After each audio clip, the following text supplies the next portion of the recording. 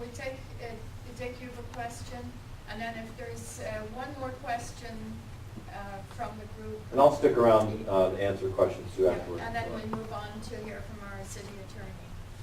Well, that was sort of a segue with the last thing Larry said. I guess this is more of a question for Audrey, I suppose. You know, the information that was provided on the budget concern that we're all going to be dealing with. I mean, this is going to be a very difficult set of years coming up. And then what Larry just went through in the way of TIFs. My concern is essentially, it seems to me that there doesn't seem to be a mechanism for the council or for at least the Finance and Personnel Committee to have a discussion about these issues and maybe formulate some kind of goals or recommendations or guidelines about TIFs or about the operating budget. I mean, we tend to have we tend to react. Legislation comes in, we vote it up or down. But in terms of planning and sitting down and saying, you know, when it comes to TIFs, maybe you ought to think about this, this, and this, and then maybe that drives some action. I don't know how we do that, Audrey. I'm looking for some help with planning. Well, I think we're very similarly on a similar wavelength here. One of the things that has concerned me over the years in relation to both budgeting and in TIF is a form of budgeting also, is that we're doing an annual budget. We're not doing it, we're not looking out to the future when we do our budgeting. And I think it's really, really important that we start to think about the implications of the decisions we make this year and to be able to plan. Sort of, we do it in relation to the capital improvement budget in that, you know, there is a 10-year plan that's out there, but things that get earmarked get overturned.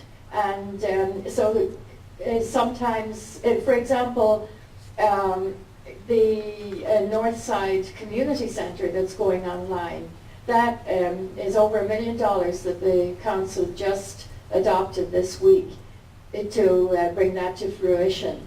And yet, I don't know how many different items that were listed in relation to the capital improvement budget. And so we have an effort there to go ahead and do some long-range planning. But it's really, really important that we address it, both from the perspective of the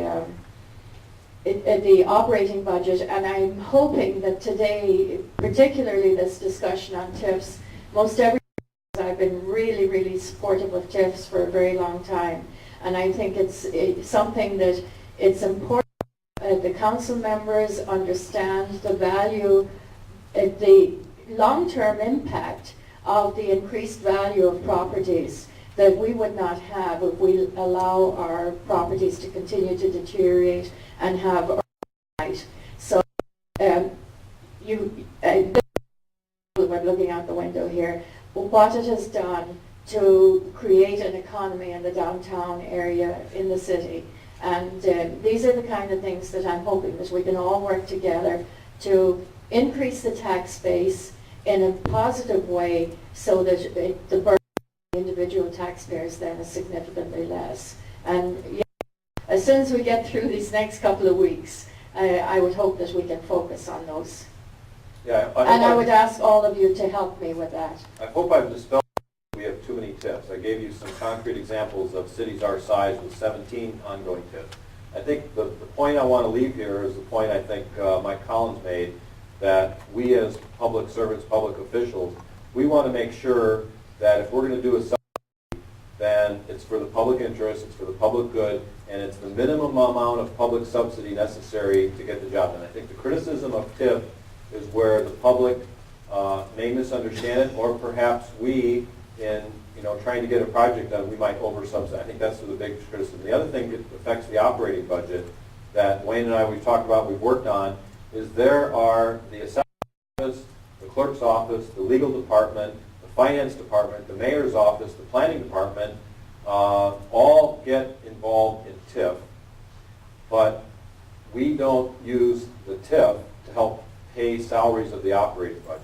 We're starting to do that where we can bill our time against TIF and have those other taxing jurisdictions. If we're really benefiting from the TIF and the increased tax base, we're migrating towards a mechanism where we can help the operating budget to using TIF to pay for the services that we're providing for TIF audits and, developer negotiations, et cetera. So I hope that we can continue to migrate that way. So thank you, and I'll stick around if anybody has any questions. We're going to put this presentation up on the city website. So I think, again, we want to create a TIF website so the public does get a better understanding of how TIFs work.